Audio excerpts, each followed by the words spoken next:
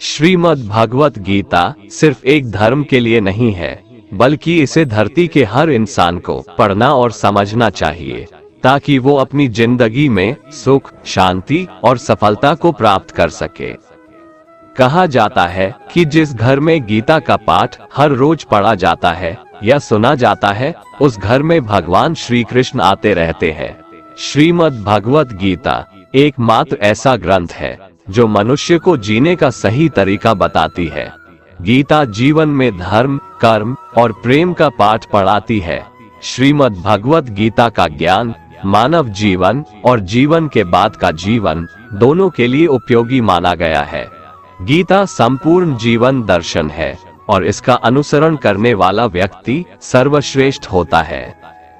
श्रीमद् भगवत गीता साक्षात भगवान की दिव्य वाणी है। इसकी महिमा अपार है, अपरिमित है।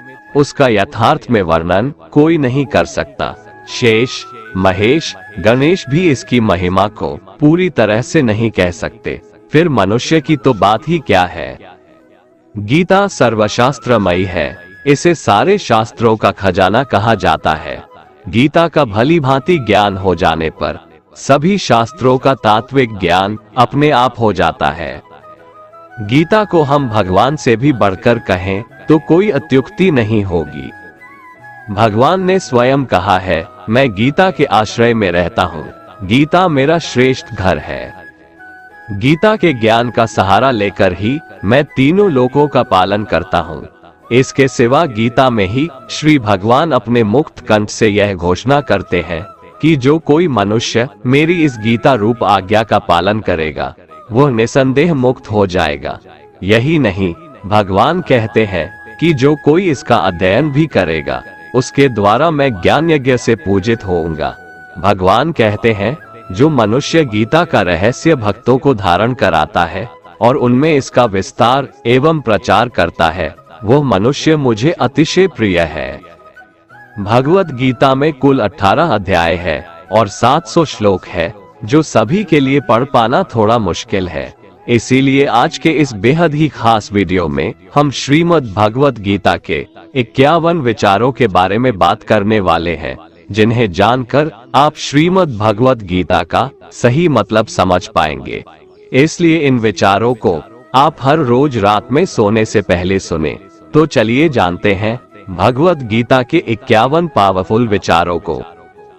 भगवान श्री कृष्ण कहते हैं, जिस प्रकार प्रकाश की ज्योति अंधेरे में चमकती है, ठीक उसी प्रकार सत्य भी चमकता है। इसलिए मनुष्य को हमेशा सत्य की राह पर चलना चाहिए। मृत्यु एक अटल सत्य है, जिसे कभी बदला नहीं जा सकता है।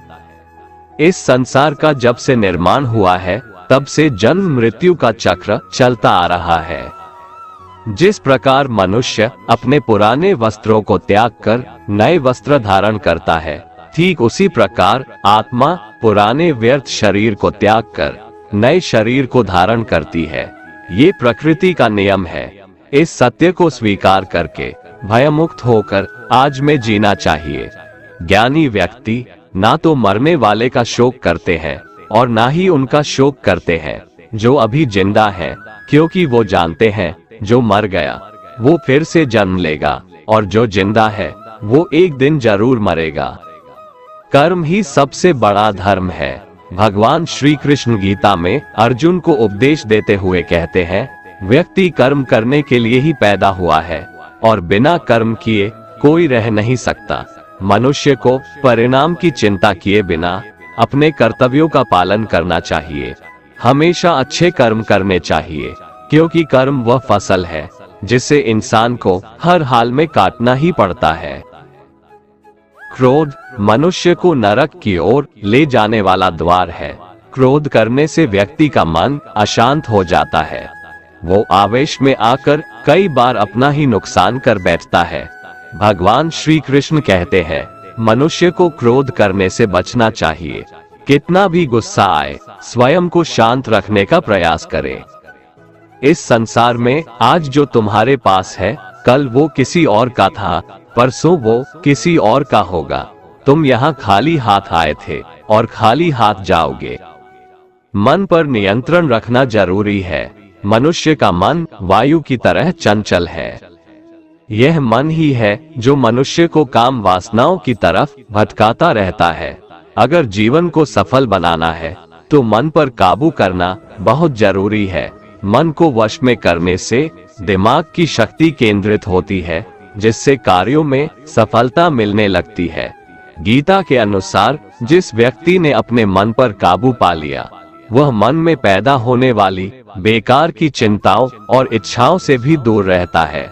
साथ ही व्यक्ति अपने लक्ष्य को भी आसानी से प्राप्त कर लेता है। अगर मन को वश में नहीं करोगे तो वह तुम्हारा सबसे बड़ा शत्रु बन जाएगा।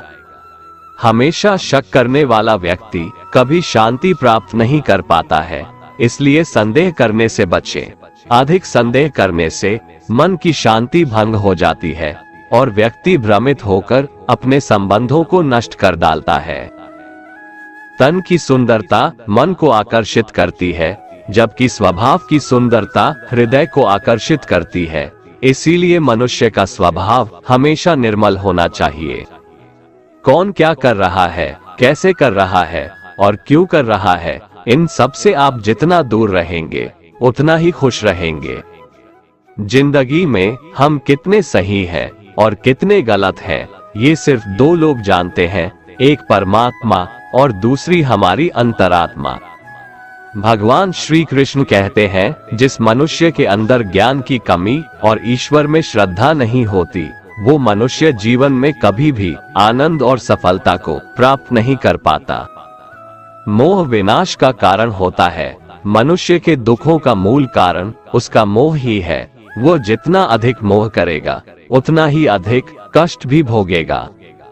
पछतावा अतीत नहीं बदल सकता और चिंता भविष्य नहीं संवार सकती। इसलिए वर्तमान का आनंद लेना ही जीवन का सच्चा सुख है। सच्चा इंसान झूठे इंसान से तब तक नहीं जीत सकता जब तक वह झूठ, अन्याय और गलत के खिलाफ खुद लड़ने के लिए खड़ा नहीं होता। जिंदगी में कभी इतना सहना नहीं चाहिए कि सामने वाला आपको कमजोर समझकर बार बार चोट पहुंचाता रहे। किसी भी चीज का अत्यधिक सेवन नहीं करना चाहिए, क्योंकि अत्यधिक सेवन आपको उस चीज की आदत लगा देता है। जब भी जिंदगी में कोई मुश्किल आए, कोई साथ नजर ना आए, तो ईश्वर से प्रार्थना जरूर करनी चाहिए। नकारात्मक लोगों की बातों पर कभी ध्यान नहीं देना चाहिए और ना ही नकारात्मक लोगों के साथ कभी बहस करनी चाहिए।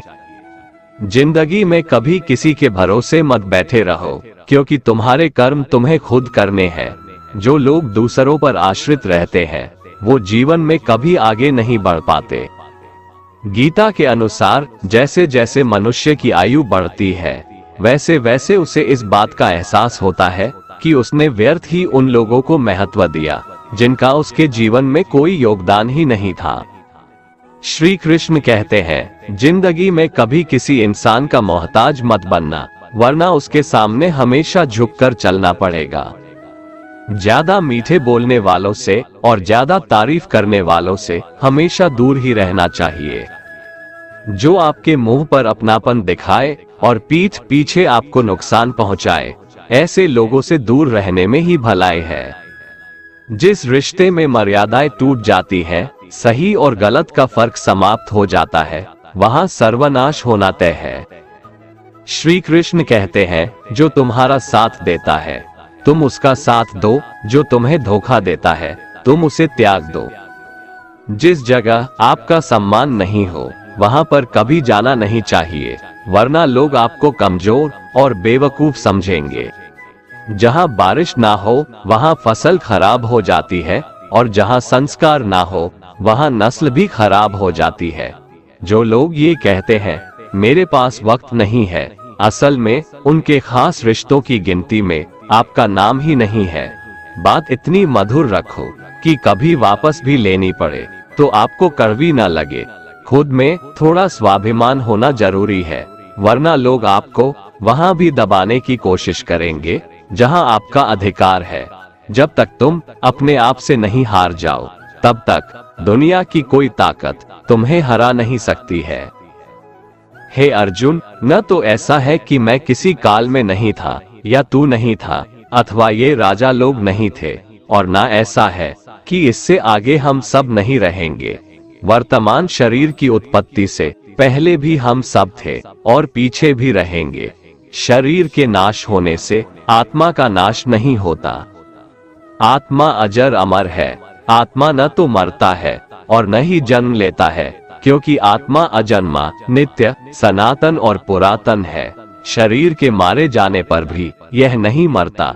आत्मा को शस्त्र काट नहीं सकते और न अग्नि इसे जला सकती है, जल इसे गीला नहीं कर सकता और ना ही वायु इसे सुखा सकती है।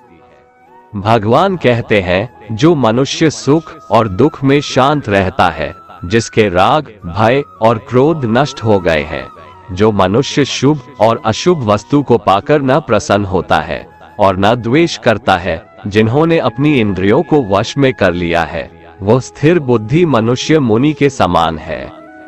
ऐसा मनुष्य स्थिर चित्त और इंद्रियों को वश में करके ज्ञान द्वारा परमात्मा को प्राप्त करके हमेशा संतुष्ट रहता है। कमजोर तुम नहीं, तुम्हारा वक्त है और वक्त सबका बदलता है। तुम बस अपना कर्म करते जाओ। जिसने कभी संकट नहीं देखा, उसे अपनी ताकत का कभी एहसास नहीं होगा। जो दूसरों की तकलीफों को समझते हैं, जिनमें दया है, जो दिल से अच्छे हैं, उन्हें दोबारा जन्म नहीं लेना पड़ता है। किसी को कुछ देकर घमंड मत कर, क्या पता तू दे रहा है या पिछले जन्म का कर्ज चुका रहा है। घमंडी मनुष्य का वंश, वैभव और प्रतिष्ठा तीनों ही चले जाते हैं। विश्वास न हो तो रावण, कौरव और कंस को देख लो। किसी पर विश्वास करना हो तो उनकी बातों पर नहीं, उनकी हरकतों पर ध्यान दो। गुस्से के वक्त थोड़ा रुक जाने से और गलती के वक्त थोड़ा झुक जाने से जिंदगी और भी आसान हो जाती है। भगवान श्री कृष्ण कहते हैं, जो मनुष्य मुझे जान लेता है, वह जन्म मरण के बंधनों से मुक्त हो जाता है। जो मनुष्य भगवद गीता को पढ़कर उस पर अमल करता है, उसके सारे दुष्कर्मों का प्रभाव समाप्त हो जाता है। जो भाग्य में है वो भाग कर आएगा और जो भाग्य में नहीं है वो आकर भी भाग जाएगा। जैसे हवा के झोंके नाव को भटका देते हैं, वैसे ही मनुष्य की इच्छाएं बुद्धि को भटका देती है। ये संसार मेरी ही माया है। ये संसार मुझसे ही उत्पन्न हुआ है। मैं ही इसका पालन पोषण करता हूँ और मैं ही इस सृष्टि का विनाश करता हूँ। मैं भूत, वर्तमान और भविष्य के सभी प्राणियों को जानता हूँ, लेकिन वास्तविकता में मुझे कोई नहीं जानता। समझदार व्यक्ति जब संबंध निभाना बंद कर देता है तो समझ लेना चाहिए उसके आत्मसम्मान को कहीं न कहीं ठेस अवश्य पहुंची है। प्रेम सदैव माफी मांगना पसंद करता है और अहंकार सदैव माफी सुनना पसंद करता है। कर्म ही तुम्हारी पहचान है, वरना एक नाम के यहाँ हजारों इंसान हैं। अच्छे कर्म करने के बावजूद भी लोग केवल तुम्हारी बुरी बातें ही याद रखेंगे, इसलिए लोग क्या कहते हैं इस पर कभी ध्यान मत दो। जितना हो सके खामोश ही रहना अच्छा है, क्योंकि सबसे ज्यादा गुनाह इंसान से उसकी जुबान ही करवाती है। किसी को धोखा देना एक कर्ज है जो आपको किसी और के हाथों एक दिन जरूर मिलेगा। एक अच्छी नजर वही है जो सिर्फ अपनी कमियां और दूसरों के गुण तलाश करती है। कभी उस व्यक्ति पर भरोसा मत करो जो वक्त के साथ स्वभाव बदल लेते हैं। जीवन में कभी किसी से अपनी तुलना मत करो, तुम जैसे हो सर्वश्रेष्ठ हो।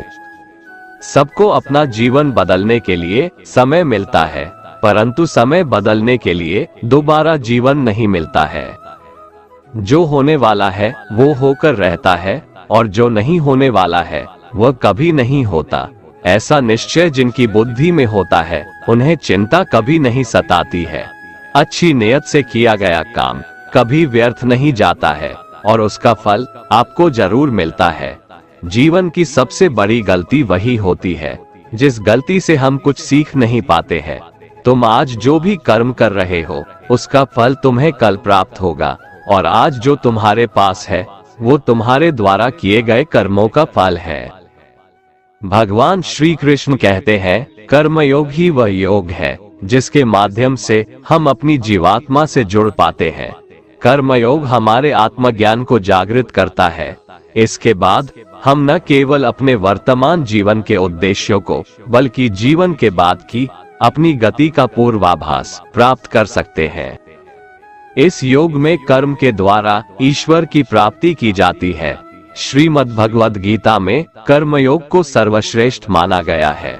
गृहस्थ और कर्मठ व्यक्ति के लिए ये योग अधिक उपयुक्त है।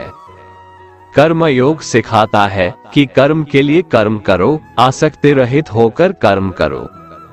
कर्मयोगी इसीलिए कर्म करता है कि कर्म करना उसे अच्छा लगता है और इसके परे उसका कोई हेतु नहीं है। कर्मयोगी कर्म का त्याग नहीं करता, वह केवल कर्मफल का त्याग करता है और कर्मजनित दुखों से मुक्त हो जाता है। उसकी स्थिति इस संसार में एक दाता के समान है और वह कुछ पाने की कभी चिंता नहीं करता। वह जानता है कि वह दे रहा है और बदले में कुछ मांगता नहीं, और इसीलिए वह दुख के चंगुल में नहीं पड़ता। कर्म फल का त्याग कर धर्मनिरपेक्ष कार्य का संपादन भी पूजा के समान हो जाता है। संसार का कोई कार्य ब्रह्म से अलग नहीं है, इसलिए कार्य की प्रकृति कोई भी हो, निष्काम कर्म सदा ईश्वर को ही समर्पित हो जाता है। पुनर्जन्म का कारण वासनाओं या अतृप्त कामनाओं का संचय है। कर्मयोगी कर्मफल के चक्कर में ही नहीं पड़ता, अतः वासनाओं का संचय भी नहीं होता। इस प्रकार कर्मयोगी पुनर्जन्म के बंधन से भी मुक्त हो जाता है।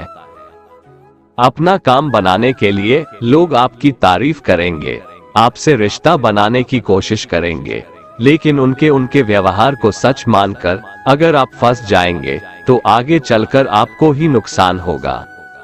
अक्सर आपको चोट वही लोग पहुंचाते हैं जो आपके अपने होते हैं, जो आपके दिल के ज्यादा करीब होते हैं।